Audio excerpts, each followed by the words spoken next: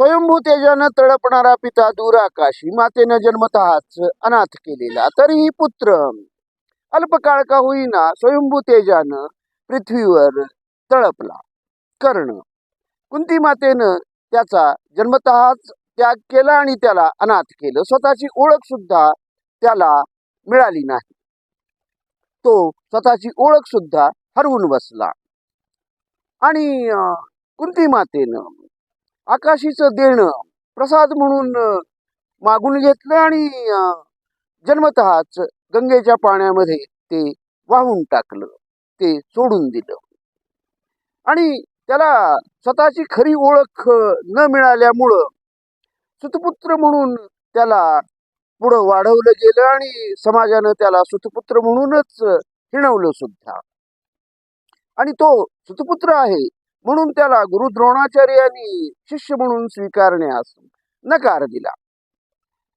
देवेंद्रानं त्याला फसवलं आणि त्याच्याकडून त्याची जन्मजात म्हणून मिळालेली कवचकुंडल दान म्हणून मागून घेतली. देवेंद्राला कवचकुंडलांचं दान केल्यानंतर कर्णाला ब्रह्मास्त्र प्राप्ती करून घेणं अधिक प्रकर्षानं गरजेचं वाटू लागलं. कारण अर्जुन हा त्याचा प्रतिस्पर्धी होता. शेवटी अर्जुनाशी त्याला युद्ध करायचं होतं आणि यासाठी त्याला ब्रह्मास्त्राची प्राप्ती करून घेणं गरजेचं वाटत होतं. पण गुरु द्रोण आपणाला ब्रह्मास्त्र विद्या शिकवणार नाहीत याची त्याला खात्री होती. आणि ब्रह्मास्त्र विद्या शिकवू शकतील असे एकमेव गुरु आता जे शिल्लक होते ते भगवान परशुराम होते.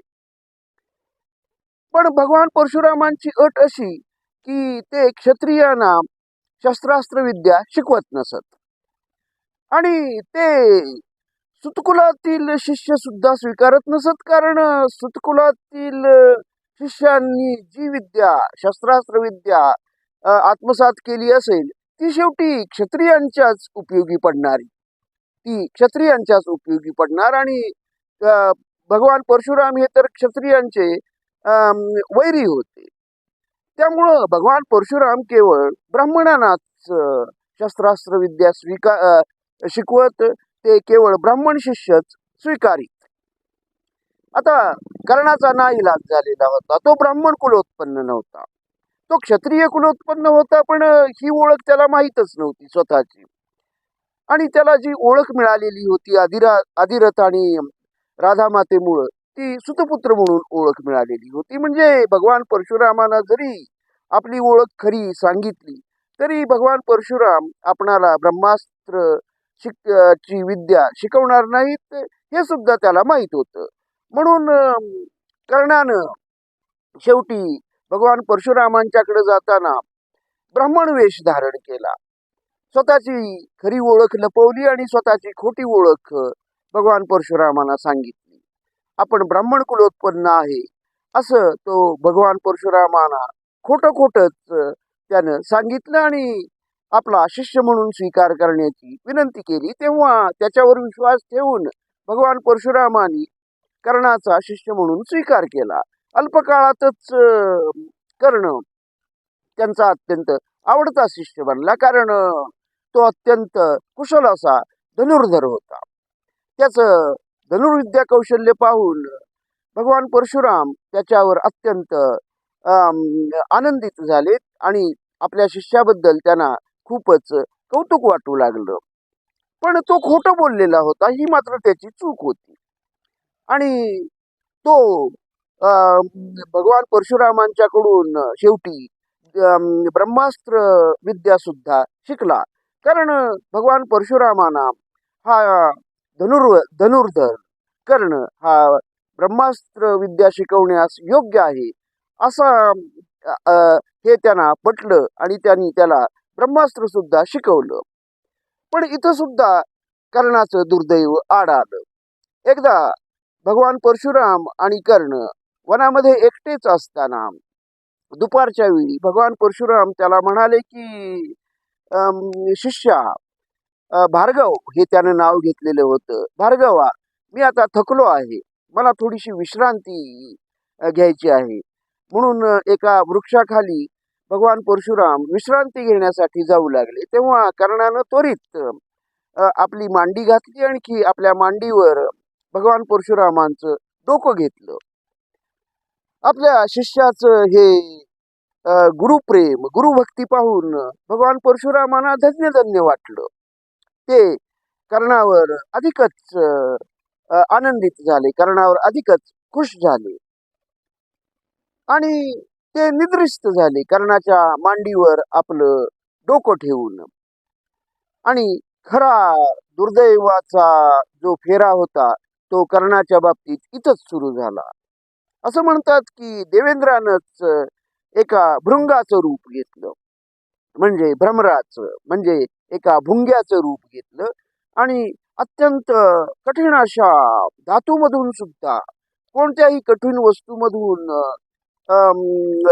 छिद्र पाडू शकेल, पोखरू शकेल, कोणत्याही कठीण वस्तूला छिद्र पाडू शकेल, ती वस्तू पोखरू शकेल, असे तीक्ष्ण दात असलेल्या भुंग्याचं रूप घेतलेल्या देवेंद्रानं कर्णाच्या मांडीला पोखरण्यास सुरुवात केली.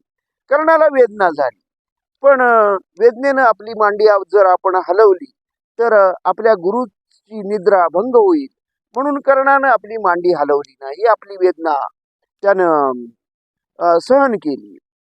आणि ती वेदना सहन करत असताना भुंगा मात्र हा भ्रमर हा भृंग कर्णाची मांडी पोखरतच राहिला, कर्णाला वेदना होतच राहिल्या, पण तो अत्यंत धीरोदात्तपणे, अत्यंत धीरानं आणि अत्यंत वेदना सहन करत होणारी तो तसाच मांडी घालून बसला. आणि मग कर्णाच्या मांडीमधून रक्त वाहू लागलं. तो रक्ताचा ओघळ हळूहळू निद्रा घेणाऱ्या भगवान परशुरामांच्या अंगाखाली गेला. त्यांच्या पाठीखालून तो वाहू लागल्यानंतर या चिकट ओल्या अशा द्रवाचा स्पर्श होऊन भगवान परशुराम उठून बसले. त्यांची निद्रा भंग पावली. उठून बसल्यानंतर त्यांच्या लक्षात आलं की रक्ताचा ओघळ आपल्या शरीराखालून वाहत आहे. तेव्हा त्यांना थोडीशी काळजी वाटली आणि त्यांनी काळजीनंच कर्णाला विचारलं की हा रक्ताचा ओघळ कुठून येत आहे. तेव्हा कर्ण म्हणाला की गुरुवर्य, हा रक्ताचा ओघळ माझ्या मांडीमध्ये एक जखम झालेली आहे आणि त्या जखमेमधून येत आहे. कर्णाची ही गुरुभक्ती पाहून भगवान परशुराम अधिकच त्याच्याकडं कौतुकानं पाहू लागले. आपल्या शिष्यानं आपली निद्रा भंग होऊ नये म्हणून ही वेदना सहन केली आणि आपली निद्रा भंग होऊ दिली नाही, याचा त्यांना आनंदच झाला. पण नंतर मात्र त्यांच्या लक्षात हा सगळा प्रकार आला आणि ते त्याला म्हणाले की ही एवढी वेदना तू सहन तरी कशी केलीस? एवढी वेदना सहन करण्याचं काम कोणताही ब्राह्मण शिष्य करू शकणार नाही. तू ब्राह्मण नव्हेस, खरं खरं सांग, तू कोण आहे? तेव्हा कर्णाला सत्य सांगण्या वाचून कोणताही पर्याय उरला नाही आणि त्यानं आपली खरी ओळख, म्हणजे जी त्याला माहीत होती ती खरी ओळख भगवान परशुरामांना सांगितली. तो म्हणाला की मी सुतपुत्र आहे. तेव्हा भगवान परशुराम त्याच्यावर क्रोधित झाले. ते त्याच्यावर क्रोधित झाले, तसेच त्यांना त्याची दया सुद्धा आली.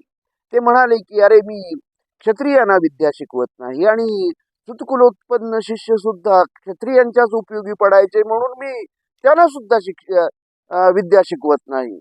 पण तू माझ्याकडून जी ब्रह्मास्त्र विद्या शिकलास, जी ती तू आत्मसात केलीस, ती तू खोटं बोलून आत्मसात केलेली आहेस. आणि खोटं बोलून आत्मसात केलेली कोणतीही विद्या फलद्रूप होत नाही, ती तुम्हाला लाभत नाही. आणि माझा तुला असा शाप आहे की तू ब्रह्मास्त्र माझ्याकडून शिकलास, पण ते तू खोटं बोलून शिकलेलं असल्यामुळं ज्यावेळी तुला त्याची अत्यंत निकड असेल, गरज असेल, त्यावेळी तुला या ब्रह्मास्त्राचे मंत्र आठवणार नाहीत आणि ही विद्या तुझ्या उपयोगी पडणार नाही. आणि शेवटी तसंच झालं.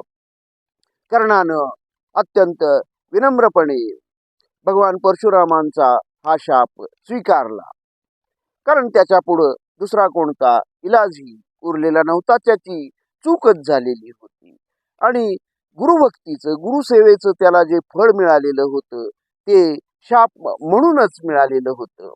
त्याला ब्रह्मास्त्र जे मिळालं ते त्याच्या उपयोगी पडणारच नव्हतं. आणि शेवटी कुरुक्षेत्रावर युद्ध करत असताना जेव्हा अर्जुनाशी त्याचा सामना झाला, अर्जुनाबरोबर जेव्हा त्याचं अंतिम युद्ध झालं, तेव्हा कर्णाला ब्रह्मास्त्राचे मंत्र आठवले नाहीत आणि कर्ण आपल्या रथाचं चाक भूमीनं गिळलेलं अ, होतं ते काढण्यासाठी जेव्हा तो रथाखाली उतरला आणि निशस्त्र होऊन रथाचं चाक चिखलामधून भूमीमधून काढू लागला, तेव्हा तो निशस्त्र होता तरी सुद्धा शस्त्रास्त्रधारी अर्जुनानं त्याच्यावर बाण सोडला. नियमबाह्य युद्धाचे नियम डावलून त्यानं कर्णावर बाण सोडला आणि त्याचा वध केला. आणि अल्पकाळ भूमीवर स्वयंभू तेजानं तळपलेला हा धनुर्धारी, हा सूर्यपुत्र पुन्हा एकदा सूर्याच्याच आपल्या पित्याच्या तेजामध्ये विलीन होऊन गेला. पण पृथ्वीलोकीचं त्याचं आयुष्य मात्र खरोखरच दुर्दैवी अशा प्रकारचं ठरलं. धन्यवाद.